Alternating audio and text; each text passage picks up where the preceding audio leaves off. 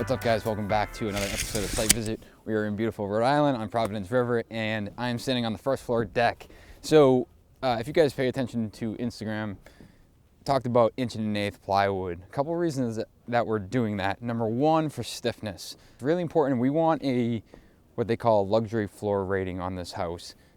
Something that you're not going to have a ton of bounce in when you're jumping around, when furniture's being moved around, when people are walking around. We want a nice stiff floor. But the other thing that we've done in this job is we're actually doing 24-inch advanced framing. There's a couple of reasons that we're doing it. Number one, it reduces lumber. Lumber prices these days, why not reduce lumber where you can? Obviously not moving a huge needle, and then offsets the cost because we're upgrading the plywood from 3/4 to 1.1/8. But it also gives us a lot of room for mechanical. We'll go downstairs in a minute and you'll get to see kind of what that spacing looks like. The nice thing about this project is that Julia, the architect, as well as Ross over at T2 Engineering, we have coordinated this entire home. So all of the plumbing, all of the ductwork, all of the HVAC has already been coordinated so that the framing has been designed around that.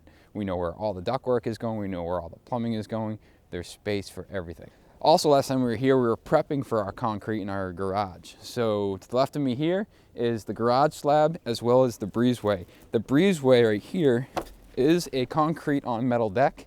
This will be open to the elements. This will actually get a rubber roof to be waterproofed below, and then we'll actually install our wood decking across this. You can see the outside corner post here. This will be a deck that continues all the way around back to the back elevation here, and then turn and then die into this side here. Speaking of steel, we've talked about this a couple times, but now you get to kind of see what's going on. All of these brackets out here that are exposed or in the element, those are going to be galvanized. So those will support the other side of the home. The other side of the deck. Now the steel here, this is all inboard. This is really important to note. You guys have asked about thermal bridging. What are we going to do about the steel?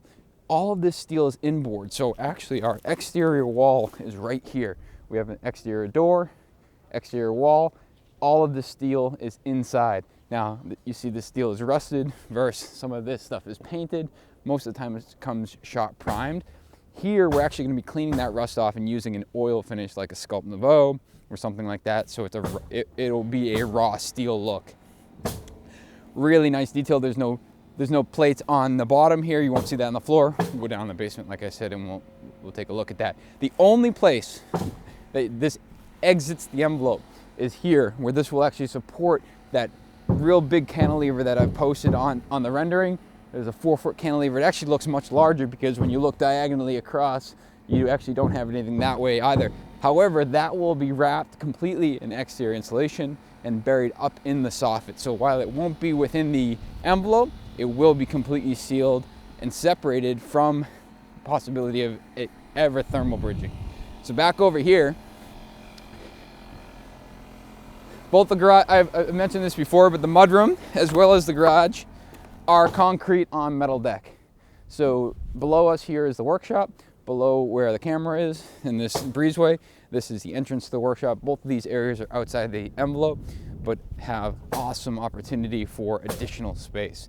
So this will get framed completely separate from the home so we can have that complete sealed envelope on the main part of the home. Let's go down below. I want to show you how that floor system is coming together. So I want to talk to you guys about something that we ran into in efforts to make sure that the information that we're giving you is accurate. We made a mistake. So we installed the comfort board into a Tremco GC250. A lot of times you can wet set exterior insulation on a foundation into a damp-proofing and a waterproofing product, but come to find out the GC250 is actually not designed for that. Specifically in the instructions, it tells you that it has to be completely cured before it's covered up. That's if it's backfilled or whatever the case may be, because of the way it cures. Now, we didn't do that. We talked to Rockwell about wet setting. We did not inform them as to what product we were using that it was going to be wet set in, and Tremco flagged that for us. After talking to them, making sure they understood exactly how the process went and the fact that this is permeable, they do feel comfortable leaving it the way it is. We don't have to remove anything, we don't have to redo anything, and ultimately we don't believe that anything has been compromised We've let the architect know, we let the homeowner know. Everyone is on the same page, but I do want you guys to know that in the future, if you're ever considering wet setting a material, make sure that both product manufacturers are okay with that. So in this case, we should have checked with not only just Rockwool, but Tremco as well. And for the future, we'll make sure we do. But thankfully, we're not redoing that. So one thing I want to talk about is, again, talking about framing and having all the steel inboard. So you guys actually see this LVL come here, and this is a great shot. You can see our exterior wall is in line with where our foundation is. It's actually a great shot, just kind of seeing that straight line down. But then inboard, you have your steel set back supporting the floor system. Now down in the basement, it's going to be a future 2 bedrooms, additional living space. These columns are actually going to just be painted.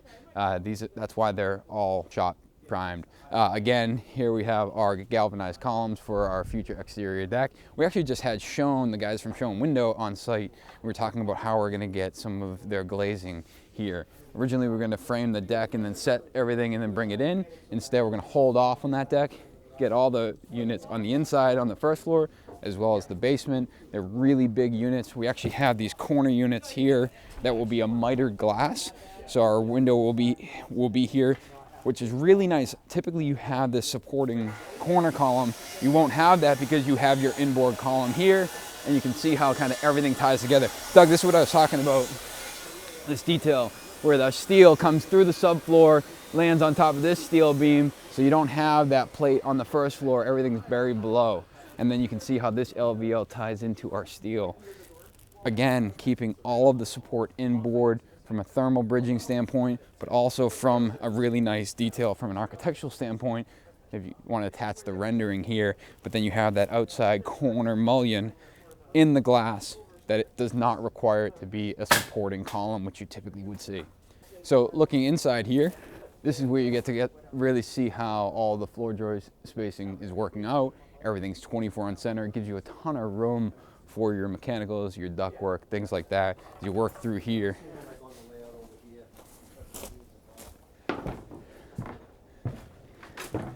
Even over here, this is where our island's gonna be. Everything has been figured out where, and then of course, anytime you have, you know, these tripled up LVLs, we're coming down and we're bearing down onto this footing. So Brian actually came up with this detail in the field as to installing these footings prior to our concrete slab. It was a matter of coordination rather than getting the entire slab in, because we couldn't. He actually got these footings in so we could get our structural walls in.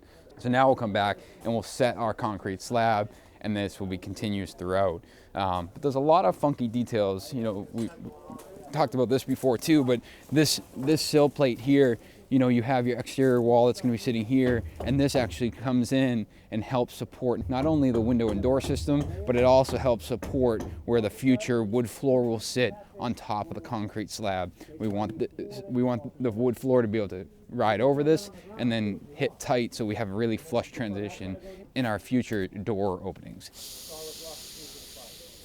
Let me start wearing gloves. In the drawings for the concrete slab on deck, this metal deck actually was supposed to be installed running this way, with the flutes running this way.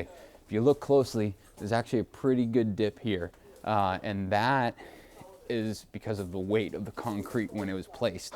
Now, you might look at them like, man, that's, you know, that looks kind of frightening. The fact of the matter is, it's completely fine. If you remember, we actually had a temporary wall installed here supporting all of the metal deck for the garage, so that didn't sag. We just didn't think that this section would sag because it was a short span.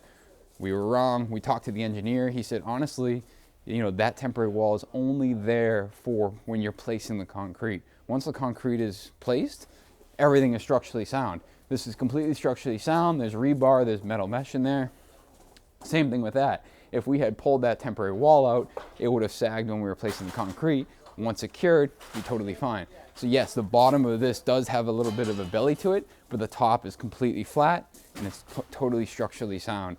But when you're on site and you're placing that concrete and you're seeing this thing creep down, which Julia, the architect and the owner, was here when that happened, you can imagine what the reaction was. It was, you know, hey, what's going on? Are we okay?